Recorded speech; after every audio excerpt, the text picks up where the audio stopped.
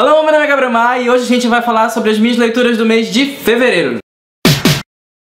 No comecinho do ano eu tinha mencionado pra vocês já que eu tava pretendendo ler mais livros LGBTQ pra, enfim, ler mais sobre isso pra saber o que tava rolando. E aí em fevereiro eu peguei meu primeiro livro desses pra realmente ver o que tava rolando por aí. E eu comecei por Run, Clarissa, Run, que é um livro que não tem tradução para português, da Rachel Eliason. Na história de Run, Clarissa, Run, a gente tem o Clark, que é o protagonista no começo da história. O Clark já sacou que ele é trans, ele tem consciência do corpo dele e ele tem a intenção de se transformar em Clarissa completamente. Isso tá muito definido desde o comecinho da história. A parte que a história fica interessante é quando o Clark começa a trabalhar na casa de uma família católica. O pai começa a apresentar um interesse sexual no Clark barra Clarissa. Isso tem muito material. E aí, ela ficava o tempo todo fugindo dessa história pra falar de outra coisa que na verdade não era tão interessante assim. Tudo isso assim relacionado já causaria muita discussão. Mas aí ela não discutiu. Ela fugiu da discussão e falou de um monte de coisa que ela não precisava estar falando. Além da transexualidade do Clark, a autora também fala sobre anorexia, e ela fala sobre suicídio, e ela fala sobre várias outras coisas que são assim super periféricas,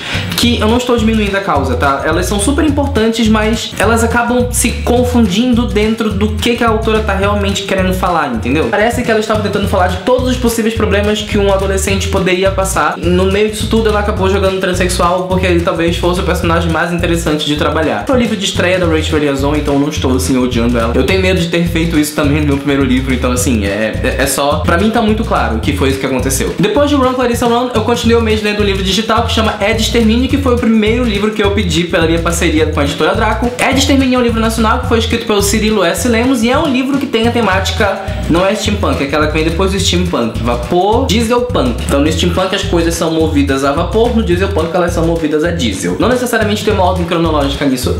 Eu tô complicando vocês, né? É de Extermínio se passa no universo dieselpunk e é um Brasil que ainda tá vivendo meio que no imperialismo, mas meio que tá tentando sair, e aí tem algumas pequenas rebeliões acontecendo. Tem uma temática política bem interessante, mas a parte principal mesmo da história é a família Trovão, que são três caras, o pai, o filho mais velho e o filho mais novo, e a maneira como eles se relacionam entre si e a maneira como eles se colocam diante dessa batalha política também. Tem muita coisa bacana, mas eu acho que todas as coisas bacanas que foram levantadas na história, nenhuma delas me deu um soco na cara, sabe? Tem algumas coisas que ficam assim meio soltas, que ficam meio pendentes. Não foi um livro favorito pra mim, mas vai ter resenha desse livro aqui em breve, já te falo melhor sobre ele. Depois de É de Extermínio, eu continuei ouvindo o meu primeiro audiobook do mês, que foi A Work in Progress, que é a biografia ou memoir do Condor Frenta. É mais memoir, mas memoir é um nome tão pedante, né?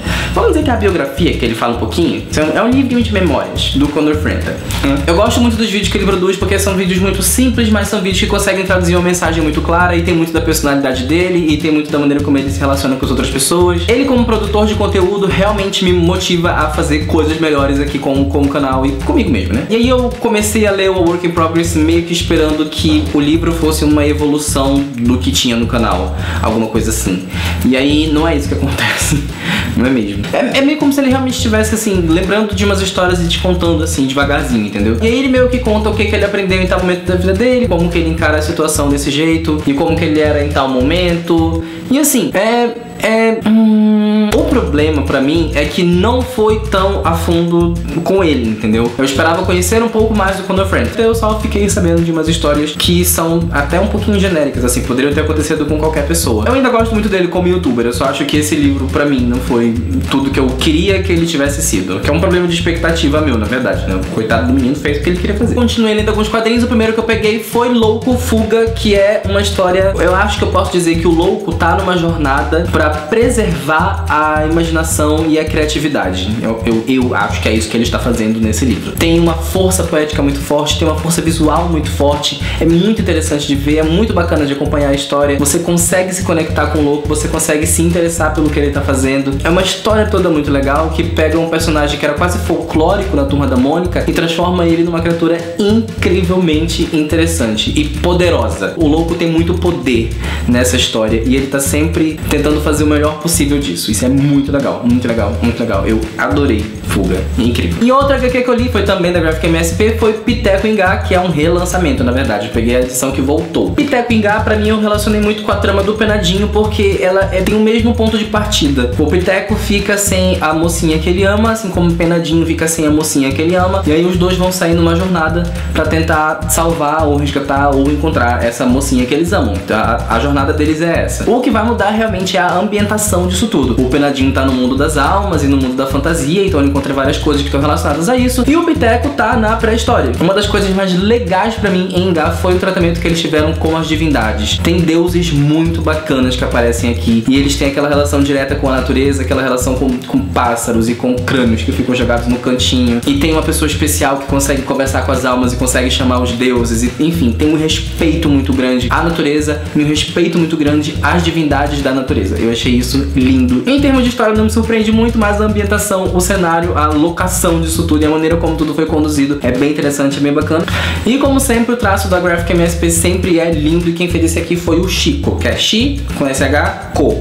Chico. Daí acabam as minhas leituras originais e começam as minhas releituras que eu fiz pro projeto do Fevereiro Rereads da Teresa Reads. Isso é muito confuso. O primeiro livro relido foi o clássico Harry Potter e a Pedra Filosofal. Algumas pessoas releram esse livro, eu fiquei muito feliz, porque eu não fui o único que tive vontade de voltar pra Hogwarts esse ano. Eu não lembrava o quanto era longo o primeiro capítulo. E eu não lembrava que no primeiro capítulo inteiro a gente não via a cara do Harry. Antes disso, é tudo o tio Dursley, que fica lá falando pra gente as coisas, e aí depois aparece Minerva, depois aparece Dumbledore, e aí eu não lembrava de nada disso, gente. Pra mim começava já com o Harry no cestinho, mas não começa. A melhor cena desse livro, que pra mim talvez seja até uma das melhores cenas da série inteira, dos 7 livros todos, que é Hermione com os negocinhos lá do Snape. Gente do céu, que me dá gastura só de lembrar dela. Tão boa que a cena é. Ai, meu Deus do céu. E aí o último livro que eu li esse mês foi Retalhos, do Greg Thompson, que foi releitura também. Eu tinha lido ele em 2015. Em geral, é uma história de amor que aconteceu na adolescência do Craig. Ele pega essa história de amor como base pra falar de um monte de outras coisas, especialmente sobre religião, mas ele fala sobre família, e ele fala sobre delicadezas, assim, sabe? Como ele tratava o irmão dele, e como a menina que ele tava afim tratava os irmãos dela, e arrependimentos que ele tinha quando era adolescente, e sonhos que ele tinha, e a maneira como as pessoas tratavam ele, a maneira como ele se percebia. Eu gosto muito desse livro. Eu não consigo ficar falando muito sobre ele, mas enfim, é uma HQ muito legal. Mas assim, ó, enorme esse negócio aqui. Quantas páginas tem esse texto? 582 páginas, mas elas passam muito rápido. Eu li isso aqui, eu acho que não deu uma hora, minha gente, pra eu ler esse negócio inteiro. Não deu uma hora, não. E esse foi o vídeo de hoje, espero que vocês tenham gostado. Se vocês gostaram, não esqueçam de deixar o like aqui embaixo, porque me ajuda muito aqui no canal, e eu tô pertinho dos 400 inscritos. Tô falando isso muito. Eu nem sei mais se eu tô perto dos 400 inscritos, na verdade. Mas fica aqui entre a gente. Talvez eu tenha passado, talvez eu tenha perdido, talvez eu esteja só com 100 inscritos agora. Não sei. Então, se esse foi o primeiro vídeo que você tá vendo aqui do canal, aproveita pra se inscrever aqui embaixo. Eu tô aqui 2 vezes por semana, sempre conversando um pouquinho sobre livros, e minhas redes sociais também estão todas aqui embaixo. Me acompanha por lá. Me adiciona no Goodreads, você vai ver outras coisas que eu andei lendo por lá também, e tudo que eu vou ler em março, que eu não prometo muito em março, gente. Em março eu não sei como é que vai ser.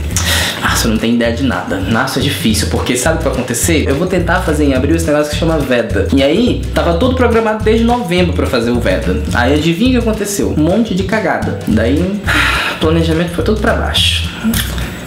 É isso. Meu nome é Gabriel Mar e esse vídeo acabou.